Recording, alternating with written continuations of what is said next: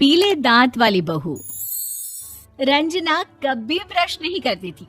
उसे कितनी बार उसके माँ बाप ने डांटा, लेकिन उसका कोई असर उस पर होता ही नहीं था, जिस कारण से उसके दांत पीले पीले हो जाते हैं। शादी के बाद। अरे बहू, वैसे तो तुझ में कोई कमी नहीं है, पर तेरे दांत इतने पीले कैसे हैं बेटा? कैसे मतलब? कोई सर्जरी थोड़ी ना कराइए। वो तो क्या नाम, मैं ब्रश नहीं करती थी तो पीले हो गए। अब क्या करूं? आप कहें तो लाल करवा लूं या फिर काले? यार ये क्या है, क्यों माँ से लड़ रही हो? लड़ रही हूँ? अरे मैं लड़ रही हूँ या ये बोल रही है कि दांत पीले हैं, पीले। अरे तपस्या थोड़ी ना की है इन्हें पीले करने के लिए। बकायदा ब्रश नहीं किया है 20 साल तक, तब जाकर। छी, कैसी बात कर रही हो? ये उस वक्त तो पीले नहीं थे जब हम लोग तुम्हें देखने आए थे। अरे तब साफ करवा लिया होगा डेंटिस्ट के पास जाकर। अब देखो कैसे पीले पीले लग रहे हैं। रंजना सास की तरफ गुस्से से देखती है। फिर शुरू हो गई पीले पीले पीले। अरे पीले तो तब भी थे जब मेरे हाथ का रसगुल्ला उड़ा उड़ा कर खा रही थी और बोल रही थी, लड़की नहीं गुणों का खजाना दे रहे भाई साहब आप। खैर, अब वो लोग करते भी तो क्या करते, पीले दांत वाली बहू पल्ले पड़ी थी तो झेलना तो था ही। एक दिन कीर्तन में रंजना गाना गा रही थी।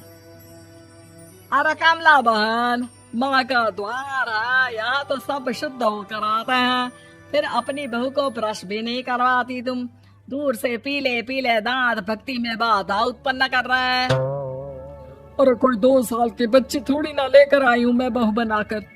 अच्छी खासी लड़की है, अरे कैसे करवाऊं ब्रश? ये तो उसे खुद करना चाहिए ना।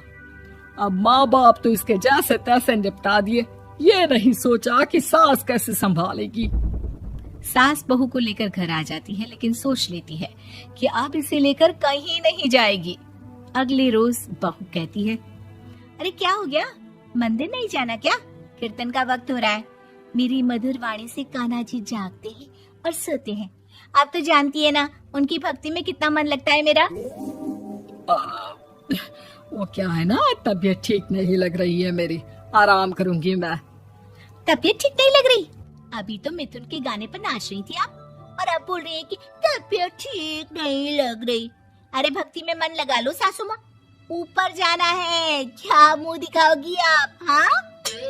सास को बहू की बात पर गुस्सा आ जाता है। मैं क्या मुंह दिखाऊंगी, इसकी चिंता तो ना कर, समझी? अपने मुंह की चिंता कर, जो ये पीले पीले दांत लेकर हर जगह पहुंच जाती है। पता है लोग कितना मजाक बनाते हैं। ना जी ना, मैं नहीं जाना कहीं तेरे साथ। तो ये बात है। कोई ना, मत जाओ, मैं अपने कमरे में ही बैठकर भक्ति कर लूंगी। ऊपर वाला दांत थोड़ी ना देखता है, मन देखता है, भावना देखता है।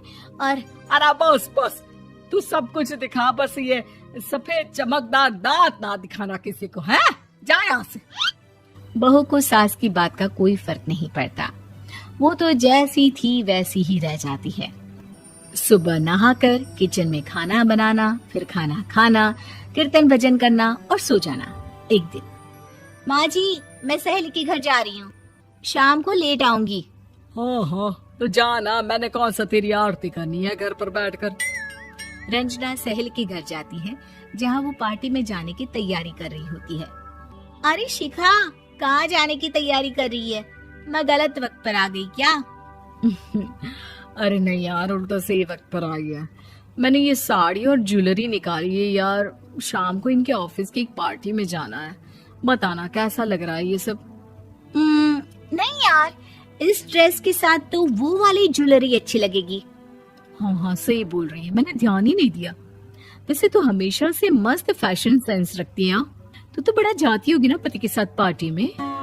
रंजना कुछ नहीं बोलती, बस सोचती है कि यार काश ये बात सही हो जाती।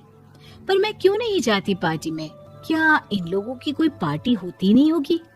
रंजना घर आती है और रात में पति से सवाल करती है, एक बात बताइए, आप मुझे किसी पार्टी में क्यों नहीं ले जाते? क्या आपके यहाँ ऑफिस में पार्टी नहीं होती? पति बेचारा क्या कहता कि दांत पीले हैं तुम्हारे इसलिए।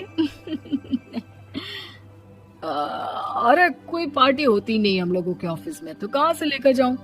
और मार्केट, मॉल, कहीं वीकेंड घूमना, कहीं तो। अरे यार, सारे हफ्ते में एक छुट्टी मिलती है, तो सोचता हूँ कि आराम ही कर लूं। क्यों? रंजना मन मार के रह जाती है। पहले कभी सास के साथ मंदिर जाया करती थी, लेकिन वो भी सास ने ले जाना बंद कर दिया। घर बैठी बैठी रंजना बोर हो जाती है। तभी उसे आइडिया आता है और वो मायके जाने का सोचती है। सासू माँ, 2 दिनों के लिए मम्मी के घर जा रही हूँ। अच्छा ठीक है, आराम से जा। और हाँ, माँ से कुछ अच्छी आदत सीख कर आना कि कैसे शरीर के हर भाग की तरह दांतों की सफाई भी जरूरी होती है, समझी? शुरू हो गई ना आप। वो लोग आपकी तरह नहीं है कि छोटी छोटी बात का बतंगड़ बना दे। उन लोगों के लिए मैं मायने रखती हूँ, ना कि मेरे पीले पीले दांत। रंजना माँ को बिना बताए उन लोगों को सरप्राइज देती है, लेकिन जैसे ही वो दरवाजे पर पहुंचती है, अंदर देखती है कि घर वाले कहीं जा रहे होते हैं।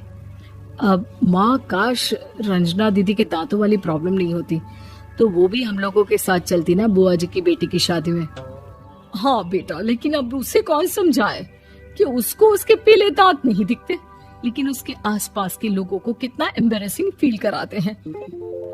मुझे तो कितनी बार उसके स्कूल की टीचर ने शिकायत की कि उसके साथ कोई लड़की बैठना भी नहीं चाहती, और ना ही कॉलेज में कोई उससे बात करना चाहता था। लेकिन पता नहीं क्यों उसे ये बात समझ में ही नहीं आती। कोई कमी नहीं है उस लड़की में, बस यही कि दांत पीले हैं। वो तो भला हो जीजाजी और उनकी माँ का, जो दीदी को जैसी है वैसे ही रखा हुआ है। रंजना को अपने घर वालों की बात सुनकर बहुत दुख होता है।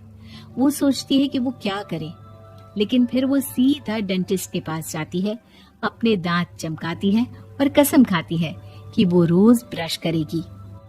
अरे क्या हो गया? तुम तो 2 दिनों के लिए गई थी ना। पर कोई ना, अच्छा है, चलो आ गई तो। रंजना सास के सामने आकर खड़ी हो जाती है और पूरी स्माइल करती है, उसके चमकदार दांतों को दिखाती हुई। चले मंदिर। माँ, मुझे माफ कर दीजिए, मैंने आप लोगों को बहुत एम्बैरेसिंग फील करवाया। मैं आज से रोज ब्रश करूंगी।